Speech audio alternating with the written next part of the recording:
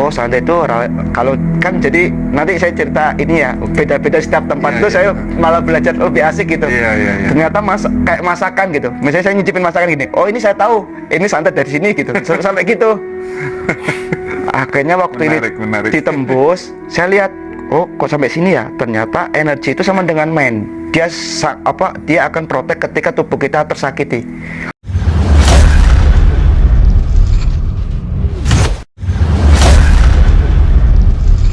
Kali tentang bagaimana sih awal mula Mas Kori atau Mas Ori panggilan akrabnya ini mulai tertarik dengan dunia spiritual, dengan pencarian jati diri gitu, supaya ini mampu menginspirasi teman-teman yang muda yang masih tabu dengan dunia spiritual. Begitu Mas, silakan Mas.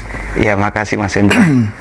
Jadi sebetulnya spiritualis itu kan cuma tuduhan ya. Bagi saya sendiri, saya juga nggak tahu itu spiritualis atau tidak gitu. Jadi di awalnya sendiri karena waktu kecil itu saya tidak bisa membedakan antar dimensi fisik sama eterik. Jadi sering salah menangkap objek. Jadi apa yang sebetulnya fisik ternyata itu eterik gitu. Contohnya konkretnya gimana? Ya kayak jin gitu-gitu awal. Jadi sering jalan gitu, tiba-tiba siapa gitu datang, saya ajak ngobrol, ternyata kata ibu saya ngobrol sendiri gitu awalnya. Terus ibu saya kan takut tuh awal-awal. Akhirnya di kelas 4 SD itu saya ketemu sama seorang guru. Beliau pembimbing saya awal. Beliau sudah almarhum. Namanya I Gusti Made Budiatiana. Jadi beliau adalah orang yang sangat berjasa buat saya waktu itu. Sampai saya seperti ini sekarang gitu. Jadi waktu itu kan saya main sama teman-teman di kampung. Setelah itu dia manggil saya gitu. Or gitu. Tak ajari sulap gitu waktu itu. Saya masih ingat itu. Jadi waktu itu ada gambar kelinci pakai topi dan nggak pakai topi awalnya. Terus beliau gesek gini. Ini hilang topinya gitu. Saya kan tertarik itu gimana Pak caranya? Ikut saya gitu. Dilatihlah saya itu senam pernafasan.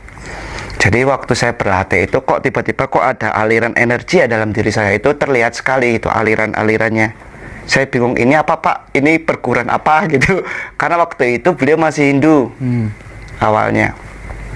Udah belajar aja terus gitu. Akhirnya keesok harinya terus sampai 1 bulan saya berlatih itu. Akhirnya dipanggil sama beliau, mau tahu caranya gitu. Ini cuma digelintir gini aja, ternyata bolak-balik kan itu. Cuma dibalik gini aja gitu kata.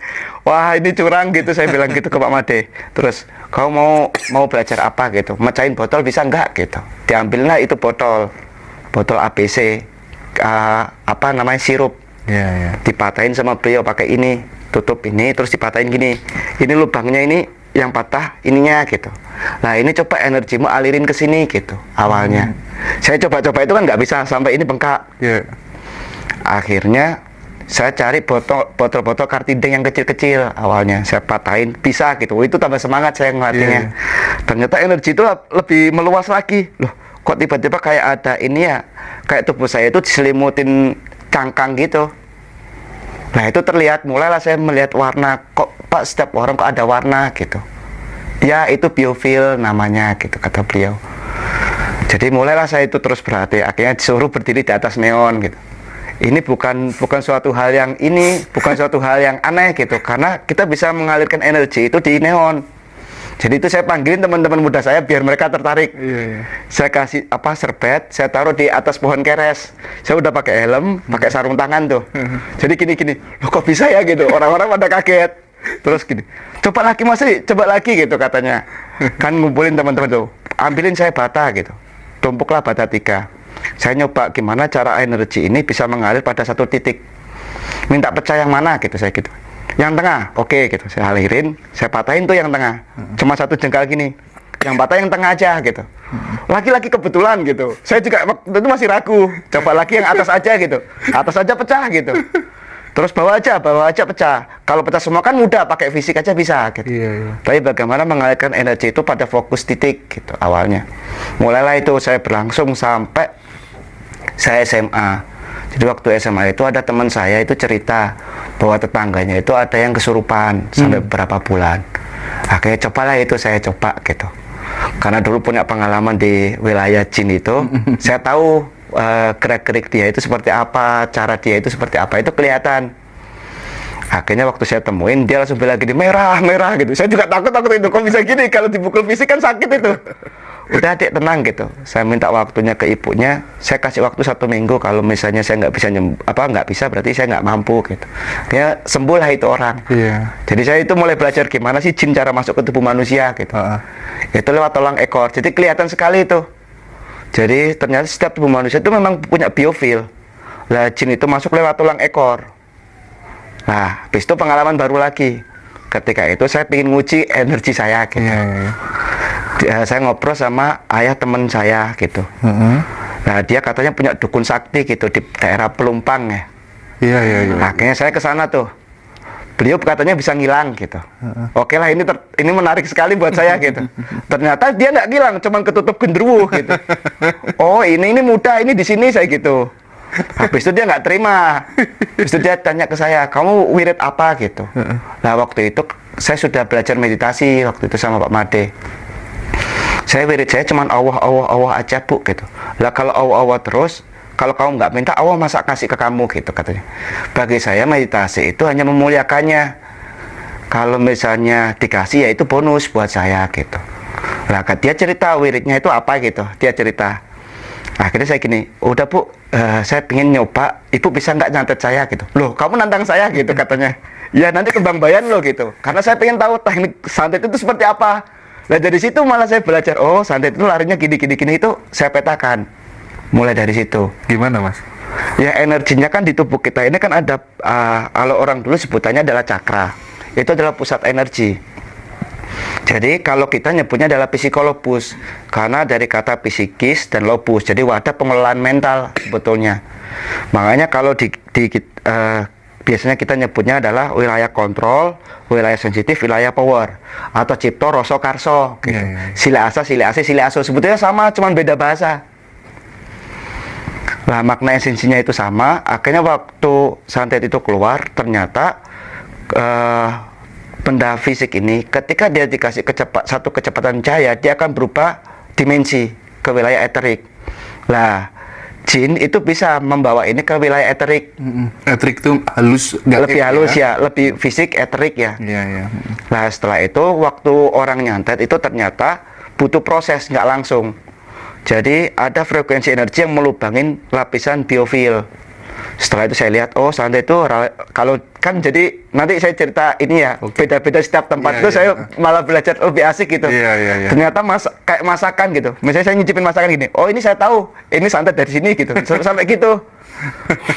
Akhirnya waktu menarik. Ditembus, saya lihat, oh kok sampai sini ya? Ternyata energi itu sama dengan main. Dia akan protek ketika tubuh kita tersakiti. Langsung gitu nutup, jeret gitu. Loh, kok asik gini ya energi gitu. Oke, sekali lagi bu, loh nggak masuk gitu ya. Saya pengen coba lagi itu dari mana dia itunya. Ternyata oh gini, saya tahu caranya santet gitu akhirnya. Terus orangnya bingung gitu, kok bisa kayak gitu, apa yang kamu lakuin selama ini gitu. Ya saya cuma bilang kalau saya latihan senam sama meditasi gitu. Nah dari belajar itulah saya bisa ngobatin orang kena santet awalnya. Jadi keliling ada orang kena santet, oh berarti ini yang harus dicopotin. Jadi sebetulnya itu bukan hal yang luar biasa, walaupun di fase itu saya masih ego saya itu langsung naik gitu. Prinsipnya bahwa santet itu sebenarnya sangat bisa dirasionalisasikan. Iya, itu kan gelombang energi, frekuensi. Terus orang dengan karakter atau sifat yang seperti apa yang tidak akan mempan ditembus santet itu? Jadi kan gini, kalau misalnya kita tidak percaya santet, itu biofil udah langsung nutup. Oh, secara langsung. Prinsipnya orang yang nggak percaya itu nggak bisa ya? Nggak bisa. Nah itu kalau misalnya kita takut itu malah langsung kebuka. Jadi uniknya itu di situ. Makanya kalau dukun-dukun itu kayak sebelnya itu kan itu dibuat bisnis. Orang nggak kenapa-napa, oh kamu kena santet gini-gini, udah masuk ke psikis, biofilnya langsung turun. Kunci utamanya di pikiran dong semuanya tuh mas. Iya, di pikiran kita. Makanya kan kalau orang sakit itu, kalau saya petakan, itu fisik itu dampak dari mental. Jadi larinya kan ke spiritual dulu. Jadi tubuh kita ini terdiri dari beberapa dimensi sebetulnya. Ketika spiritualnya kosong, dia akan turun ke mental. Setelah mentalnya kena, baru ke fisik.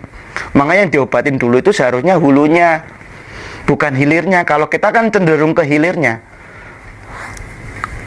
Ke akibat, bukan ke sebab. Tidak ke akarnya. Nggak ke akarnya, makanya nggak akan pernah selesai. Nah, dari situlah saya mulai terus belajar. Akhirnya waktu saya kuliah di sini pun awal juga niat saya itu saya pengen terus belajar karena saya nggak punya teman. Akhirnya gimana cara punya teman gitu kan? Nah, waktu itu ada teman kuliah saya dulu satu SMA. Dia itu ada yang sering ganggu di asrama. Akhirnya dia manggil saya karena waktu SMA itu tahu kalau saya bisa seperti itu. Oh, itu mudah gitu. Saya ajak teman kuliah saya 2 gitu. Biar dia ikutan kayak saya, kan penasaran tuh kalau wilayah-wilayah kayak gitu. Akhirnya, kok bisa gampang gitu, jin itu mudah ngalahinnya, saya bilang gitu. Akhirnya dia tahu, oh bener sekarang udah gak ada yang ganggu gitu. Lah saya deskripsikan, ini jinnya kayak gini. Sebetulnya kan dia itu kan radikal bebas ya. Dia itu kayak gelombang, tapi dia tidak berbentuk. Lah cuman di frekuensi tertentu itu dinamain sama orang kita. Kalau frekuensinya sini seperti ini kuntilanak, frekuensi ini genderuwo, frekuensi seperti ini tuyul gitu. Sebetulnya dia berbentuk gelombang. Nah, setelah itu teman saya penasaran, ajarin saya gitu. Awal 3 orang itu yang berlatih. Latihan lah kita terus. Akhirnya teman-teman pengen nyoba.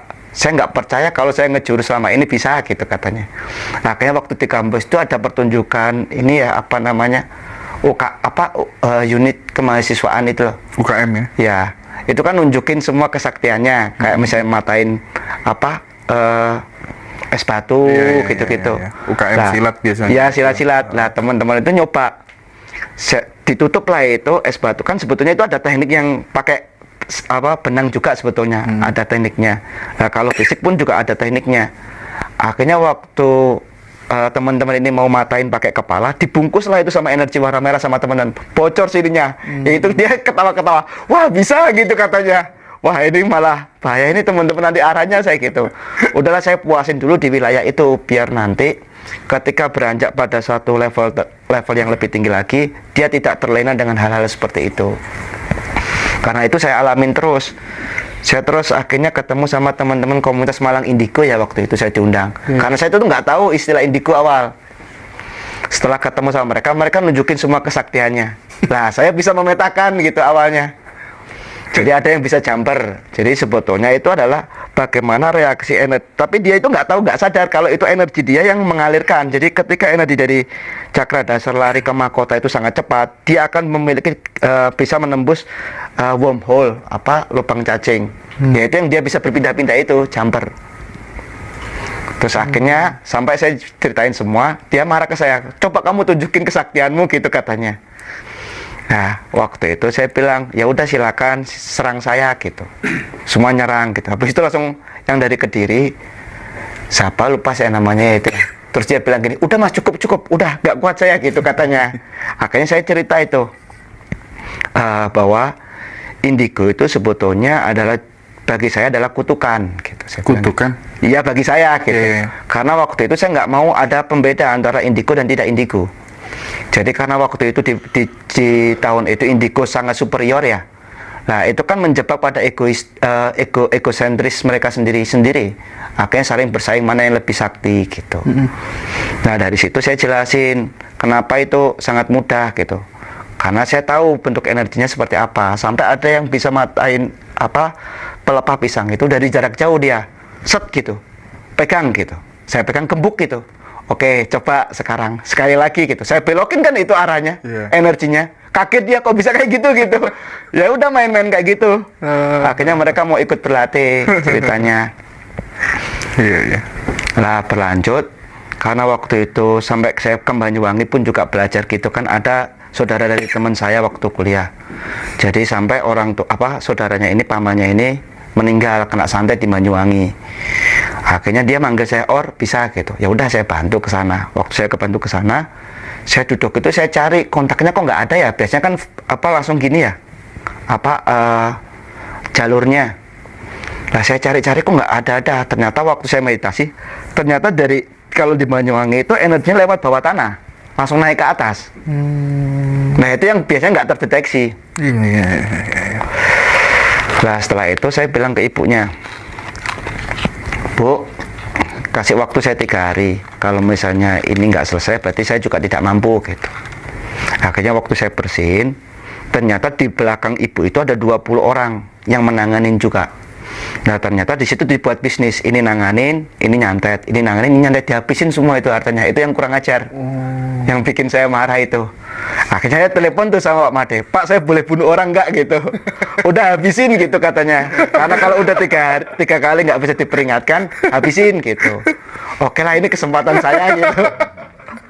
Akhirnya itulah saya pakai teori infinity istilahnya. Apa itu infinity itu? Jadi energi dari level 3 yang tak terbatas yang kasar itu dimasukkan ke tubuh manusia, itu pasti meledak di apa psikologusnya, itu biasanya orang langsung lumpuh. Oh gitu. Sebetulnya untuk membersihkan rumah itu bagus. Saya minum dulu ya. Oke, siap.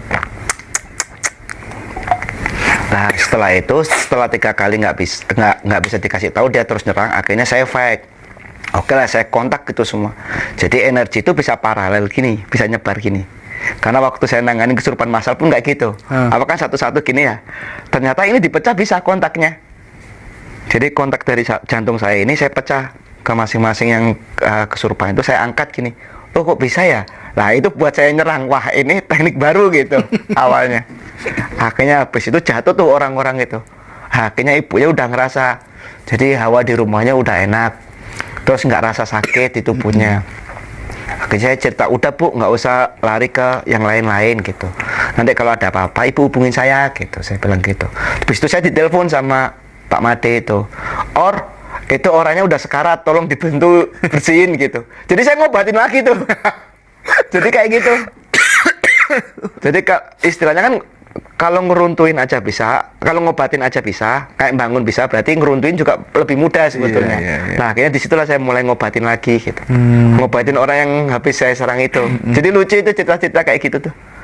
Iya. Nah akhirnya sampailah saya ke Sumatera juga sama kayak gitu. Ada temen itu yang adiknya kena puaka. Jadi dia tidak sadar diri selama bertahun-tahun. Akhirnya waktu ketemu saya pun saya kaget, ini apa sih puaka gitu, kan beda ya kalau di Jawa. Iya. Ternyata itu kayak ketempelan. Jadi dari mbahnya itu dia sudah membangun relasi dengan jin. Akhirnya dia harus diturunkan karena jin itu butuh inang untuk dia terus bertambah kuat. Nah setelah saya bersihkan, alhamdulillah itu bersih tuh anak itu. Jadi yang awalnya itu marah-marah, tidurnya itu berlawanan dengan tidur manusia normal.